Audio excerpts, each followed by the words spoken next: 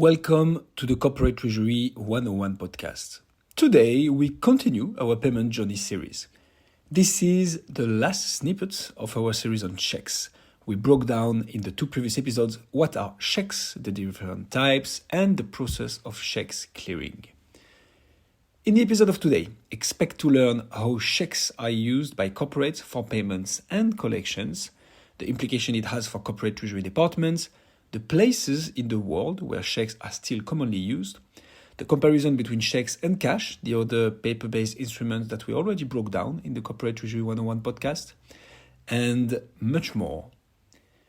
We hope you will enjoy this last piece of our cheques episodes. If that is the case, well, why don't you rate us on your favorite podcast app? Ratings are the best way for podcasters to grow their platform, and if you find our content useful, well, some other might, and they will find us more easily if we get good ratings. So please feel free to do so. Also, if you are not already, you can subscribe to our podcast or follow us, depending on the platform you are listening us on. That way, you'll be the first one to know when a new episode is published. On that note, let's get on with the show.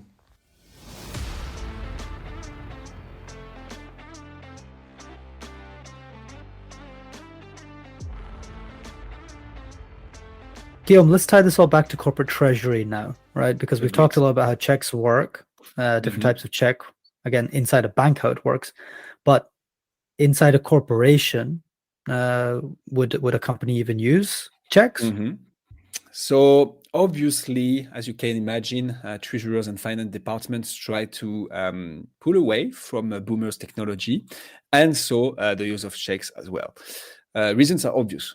In the treasury department, finance department, and overall in the company, we want as much electronic formats as possible, real-time or very close to real-time transactions, because it offers better visibility, faster. You can use the money for a longer time, etc. Because if you have to plan for 5 days of delivery of the money, that's 5 days on which you cannot invest it overnight, for instance.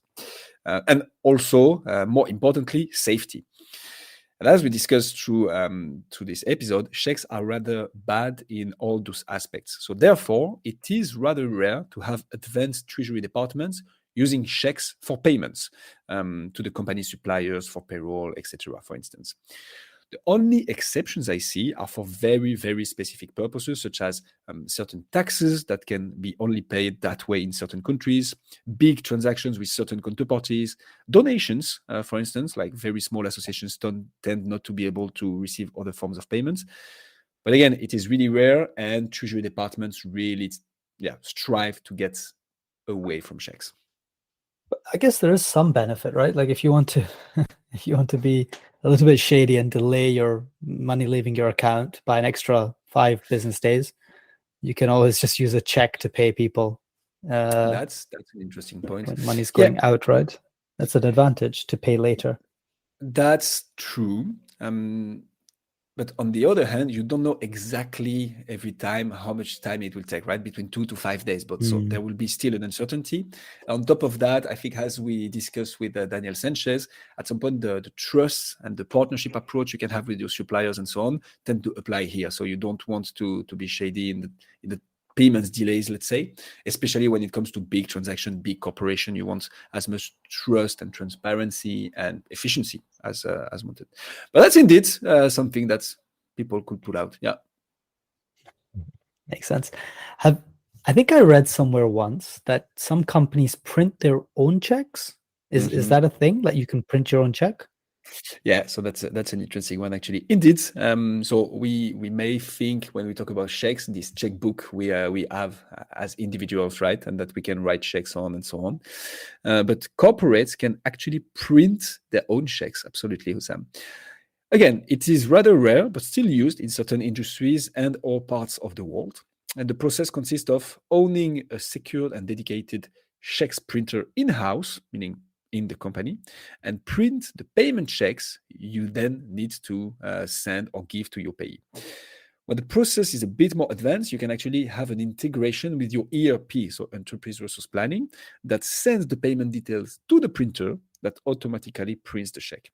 But again, there is still some manual part in the process as you then need to send or give the physical check to somebody or to a bank branch. But why would you do that? Print the checks in-house. Yeah. What's the advantage of that? So the advantage is not to have some checkbooks compared to the traditional model, I right? see. And to like be able to print batches of checks. And it can be the supplier's payment terms, like if your supplier only accepts checks, or the only other alternative is cash, but it's considered not safe. You're like, look, okay, I'm okay to issue a paper-based instrument, and then I will just print them in-house myself. The other reason I see is the one of the checks we talked about was the post-dated check, right? You issue a check, but you say you can only deposit it at a certain time, but at least you give it to your payee already that they can use however they want, but they will not be able to cash it in before the certain date. So those are the advantages I see, which makes sense. Again, you would rather every time go for an electronic format, but some economies, some industries, maybe in countries where electronic channels are not as advanced as in other countries, for instance, that's a good alternative. Okay. But could you get the banks to print those checks for you? Like, would you have to do that yourself? Buying a printer and everything like that I don't think it's used enough for you to invest that energy into it. But there's still the advantage of having like custom checks printed. So do banks do that sometimes? Yeah, that's indeed another option. As a corporate, you can do that. So you need to make sure that your bank support this kind of requirements, right? Because it's rather specific. Here, the process would differ a bit, and to my knowledge, that will actually become an electronic check, so an e-check. The corporate orders the bank to issue an electronic check or checks to be printed, but the bank would like smoothen the process and proceed, but actually never prints the check. So it's basically just this scanned version that the banks exchange between themselves. We can call it this way. It will be in an electronic format. So this is the e-check, and it's basically a digital version of the paper check. What do you think, Hussam? It's not so boomer anymore, right? That just sounds like a account transfer then, no? What's the difference between that and just like a wire transfer between accounts? Yeah, that's a very fair point. So the difference is indeed. So let's say the line between the two means of payments is much more blurry than in a paper check, obviously, because a check actually uses the ACH, so the Automated Clearinghouse network. But I propose we keep this section for a future episode on our payments journey. But you're very spot on. The difference is rather small, to be 100% honest. Okay, but so we've always talked up until now about doing it as a payer, right? Yeah. Where you're Exactly. sending money, you're paying for things, you're issuing checks, right? For a corporate treasurer. That makes sense. Okay, companies to pay for things. But what about in terms of receiving, being the payee of checks? What's the implications there? Yeah, very good question. So, as mentioned, the Treasury departments tend to try and get away from the usage of checks. It's easier to implement such strategy when you're on the payment side because you're like, okay, I'm not gonna issue checks anymore, and whatever people you're paying, you're the client, so you can say, look, I'm not paying by checks. I'd rather pay you via electronic transfer. When it comes to collection, it's a bit trickier to be strict on, right? Because some clients may be, okay, no, I need or I can not use any other mean of payments than the checks. And as much as a company can enforce its employees not to use checks, it's harder to refuse money from your customers, right? Like always. So first of all, it can also be a market practice in certain countries, and therefore you will need to adapt to this as a company, especially if you are in an industry dealing with individuals. You must be ready to accept many different forms of payments, including checks. And you might find some similarities with the episodes we published on cash, but it's especially the case here for retail. Whether you are a supermarket or a clothes shop or whatever, you might need to be able to get paid by check because that's some of the individuals out there favorite means of payment. So yeah, it's rather similar as cash, and I guess you can see already the implication it has for a corporate treasury department. Well, you get paid later, right? So that doesn't sound nice as a corporate treasurer, right? You Yeah, have you to will need handle them. time I mean, indeed. to cash it in. Yeah. And you need someone to go and issue all the checks to the bank, right? Same way we talked about handling cash from your customers, where you have to transfer the money to a bank account to be deposited, etc. Exactly. Same problem, right? Just less pieces of paper. One piece of paper represents more on a check, I guess. Exactly. Yeah. Yeah, absolutely. So that will mean about having a bank branch network or a bank branch nearby your physical shops, right? As a first, like let's say you have, I don't know, 50 shops in a country, 100, 500, whatever. If all of them collect checks, well, you need a bank branch not too far from your shops in order to deposit them. So that's the first implication. You need to make sure your banking partner can support a broad branch network. You also need potentially a process in place to bring the checks from the shop to the bank branch. We discussed for the cash, but you can either have an employee doing it. It's safer than cash, so you might go for that option, or you can have a dedicated third-party transporter company making the effort for you, coming to your shops, picking up the checks, and depositing them in a bank branch. And also, you need a way of doing the reconciliation with the collected checks, right? So it's again a lot of hustle for, to my eyes, little benefits, but sometimes you do not have the choice. So again, it all better comes than to cash. Sorry, right? Like I see it as net better than cash. Absolutely, yeah. Versus cash, no?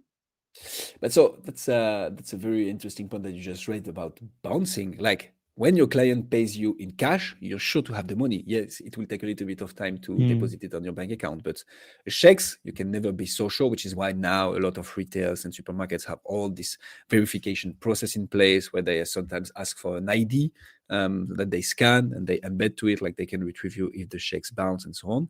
So it's still rather cumbersome. Now, I'd say as a retail company, if you can only choose between the two, cash and checks, yes, it might be more interesting to go for checks. But it's I'm not sure there is an English expression for that. But like it's like choosing between one sickness and another, right? You'd rather avoid both. The lesser of the two evils. The lesser of the two evils, exactly. What's it in French? Say it in French. I wouldn't be able to translate it. It's like no, say it in French, like in French. La peste ou le choléra. So apologies for our English speakers only listeners, but yeah, it's two very bad diseases that they had in middle age, and we're like, yeah, it's like choosing between those two. You want neither. I would say that's a little bit like the same. You'd rather have your customers pay by card, but we're gonna see it in another episode that has other implications, including cost, or yeah, like e-wallets or this new digital way of payments. But to my eyes, they are not the best when you look at the big corporations, but you sometimes do not have the choice, right? You just need to cope with the market practices. Okay, so where are checks still used commonly? So from the top of my mind, I know that the United States and Canada are for sure still using checks a lot. It is a market practice. Talking from experience here, France also has still a lot of checks in place, and also in B2B actually, so between companies, not only individuals paying to their local supermarket whatsoever. And to name a few others, Cyprus, Portugal, Singapore, and the UK are still fans of checks. Now, that being said, those are for like the Western economies. Checks would also still be used in economies that are still a bit slower, a little bit behind, let's say. So I'm thinking about Latin America or Africa or places like this where electronic channels are not as developed yet. It's like work in progress, but it's not there yet. There you have the choice typically between cash and checks, and you need to choose one of the two. And because of safety issues, you might want to go for the checks rather than cash. But the specific type of check, right? The one with the account which has been verified, which was called a so you have the cashier's check? Absolutely amazing. Yeah, indeed. So you have this option or the normal check as well. That's still a practice as well. And I know that in Latin America, for instance, it's common to use a post-dated check because like this, the payee can actually leverage this as an advance on a payment that they say, look, I have this money, I cannot cash it in yet, but I have it. So just take my check and you also can cash in this check at a later stage.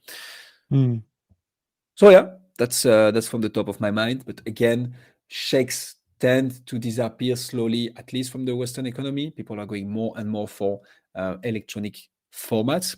It has been accelerated by COVID, obviously, since people weren't going physically in the shops as much as they used to. And yeah, the e-cheque, so the electronic cheque, the digital version of it, is also taking more and more place in the cheque payments world. Makes a lot of sense, Gil. Thank you very much. Thank you, Hussam.